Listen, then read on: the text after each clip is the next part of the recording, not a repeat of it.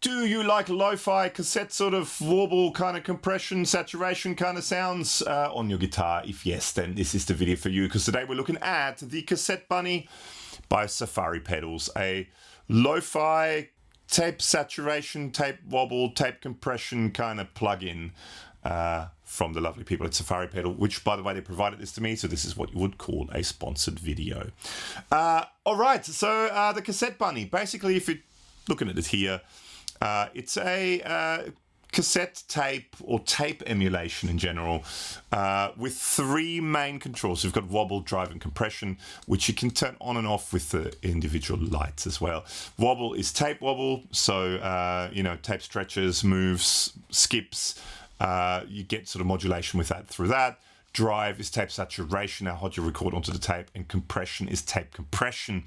You also have an input and an output gain, which by clicking the little auto gain in here, it automatically assigns input and output gain to keep the volumes the same, or you can turn it off. You also have a home and studio. So home is more like 4-track cassette recording thing. Studio is more like tape reel, so it's maybe slightly more pristine quality stuff. Up the top here you have all the presets that it comes with, plus you can save your own presets in here.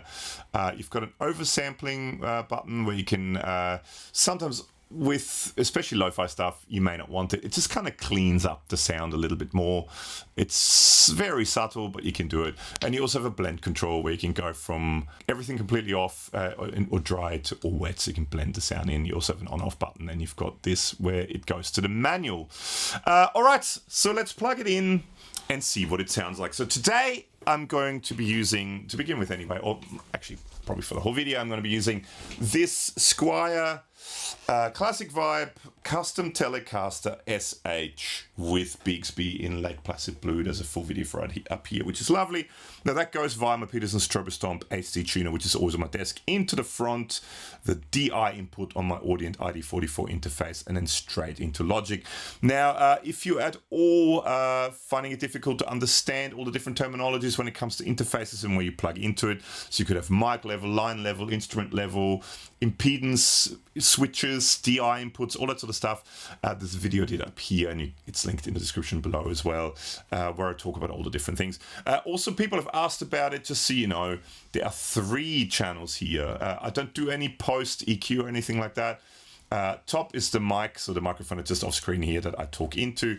This is the where the guitar, actually the channel the guitar goes into and where the plugin sits, and then I send that via bus into another channel, because as you do changes on a plugin, it doesn't actually affect the channel that you're currently on. So I'm recording the audio that comes out of this onto a separate channel. So I have, you know, otherwise I have to set up automation for everything, which is just too difficult. So to record this for me, for this, and it records all the changes I make. This is the way I set it up. So that's, people have asked about this in the past. Now, also as an amplifier, I use the Silver Llama, which is their take on a Silvertone style amp. There's a video I did about that amp, that Silver Llama, up here, and you can check it. So this is just so I have an amp sound, which actually, if I turn this off, let's turn that off. This is just the amp. So I've got a little bit of reverb, fairly clean. This is what it sounds like.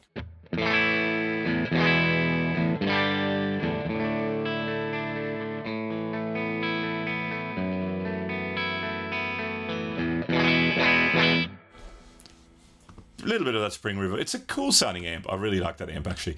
Okay, so let's get into this. Pretty straightforward. Default sound, let's just go. This is what the default sound sounds like. So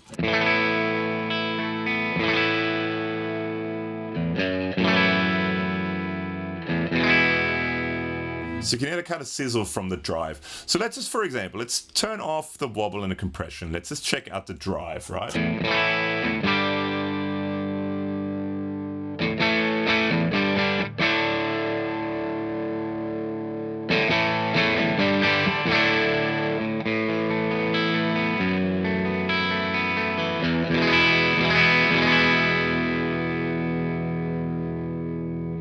It's a different sort of distortion. It's a mild overdrive. It still has a lot of the clean in it, but it's this sort of tape saturation, like when you push a tape and it kind of overdrives, but in a different way to distortion pedal. Now we can also push, if that's just auto gain, just it levels it out a bit more.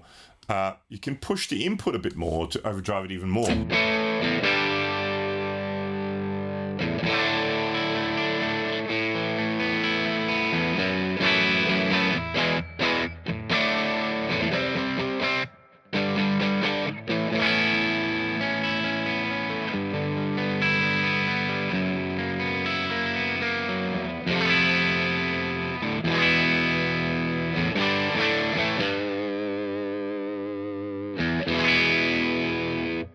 It's an interesting sound. It's a cool sound, and it definitely kind of warms up the sound a little bit. It makes it a little less sort of fizzy.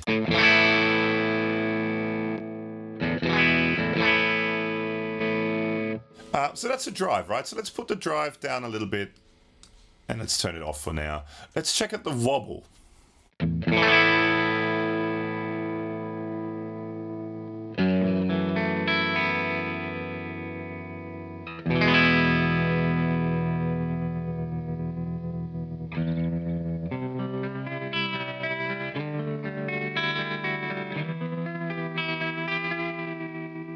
Introduce a little bit of drive to it.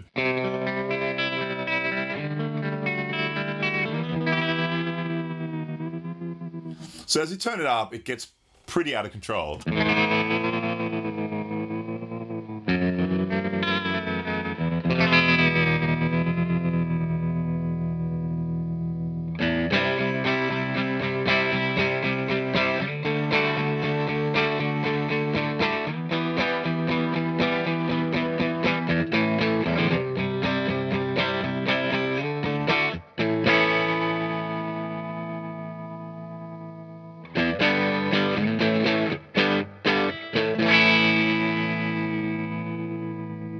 It's a cool sounding modulation. And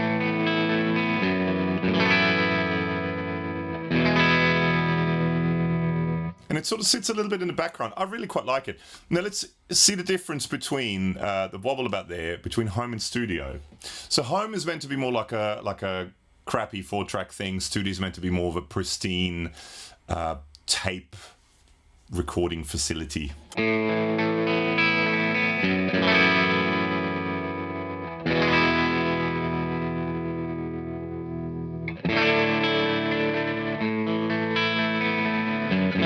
Very subtle differences to me between home and studio. All right, lastly, let's see if the drive, actually let's turn it on. Let's check out compression, right? So this is tape compression now.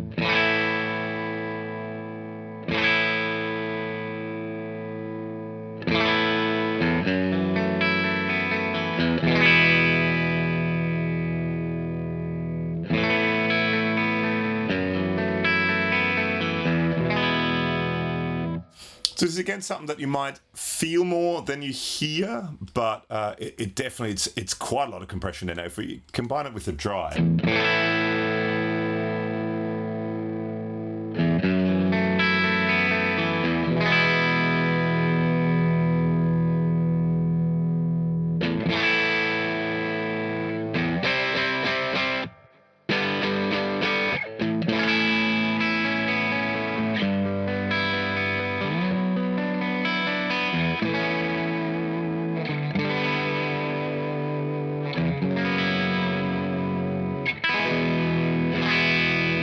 Now let's introduce a bit of wobble to that.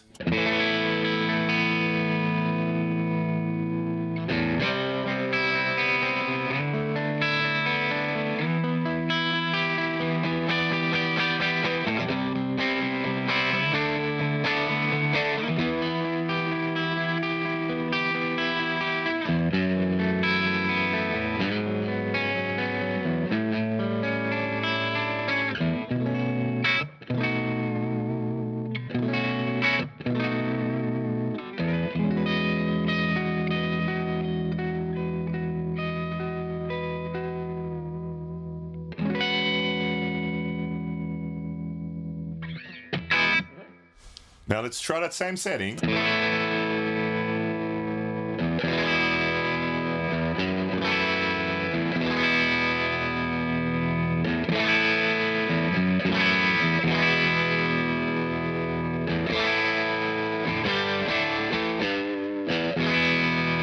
It's subtle, but there's a difference there.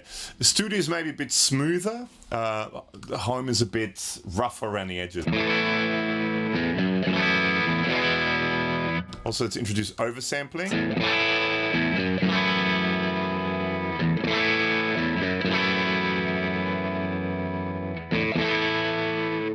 To me, I prefer no oversampling.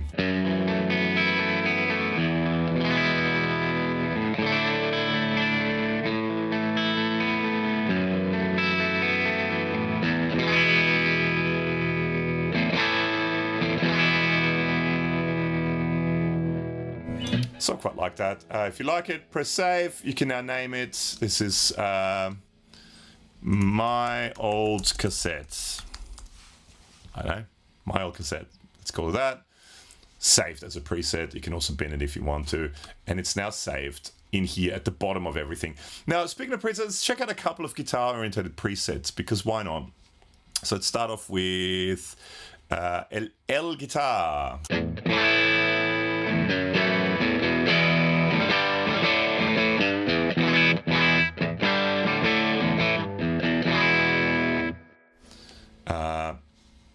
That's quite nice, actually. So that's a normal sound.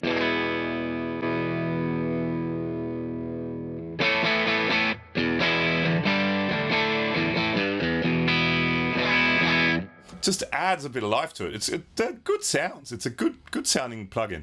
Where are we? We've got El Guitar,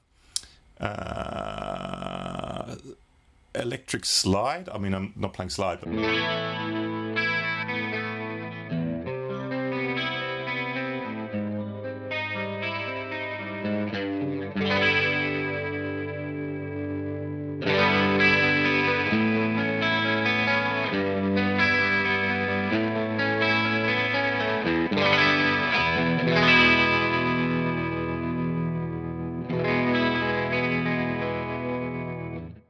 I like that. That sounds cool.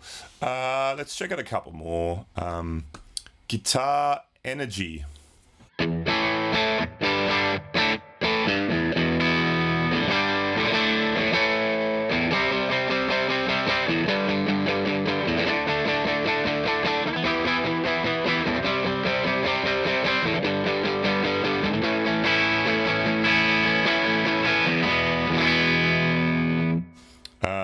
Let's try out Guitar Love.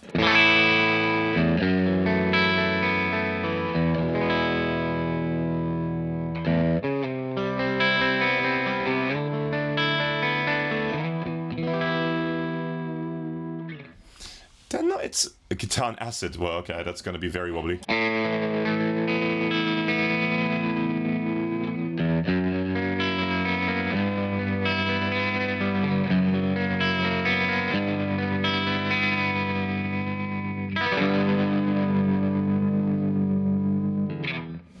I like that. It's a quirky effect, but I like it. Lead drive.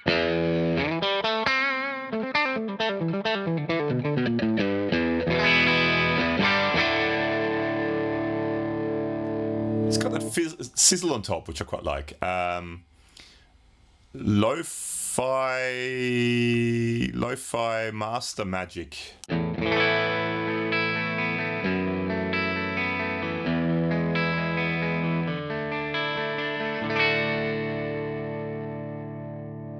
Lo-fi piano.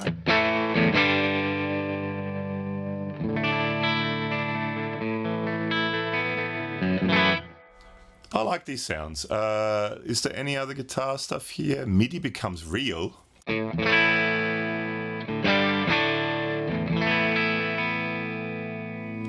that is. Open the gate. Old record.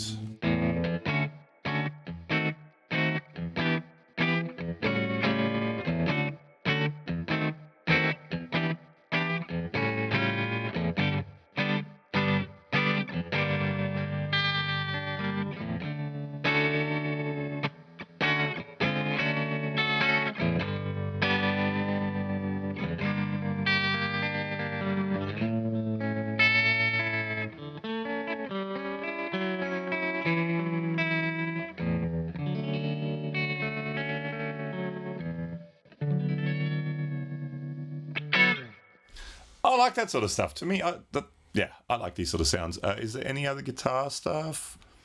Squashed, turbo snare, put me after reverb, post verb, parallel mid.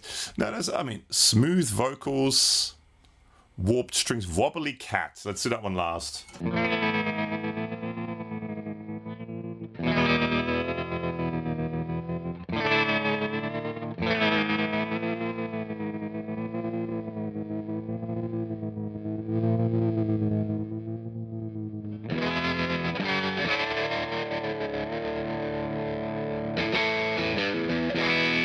I think that sort of setting, that's a cool sound. That wobble down a bit, drive all the way up, compression all the way up. I'd probably go home.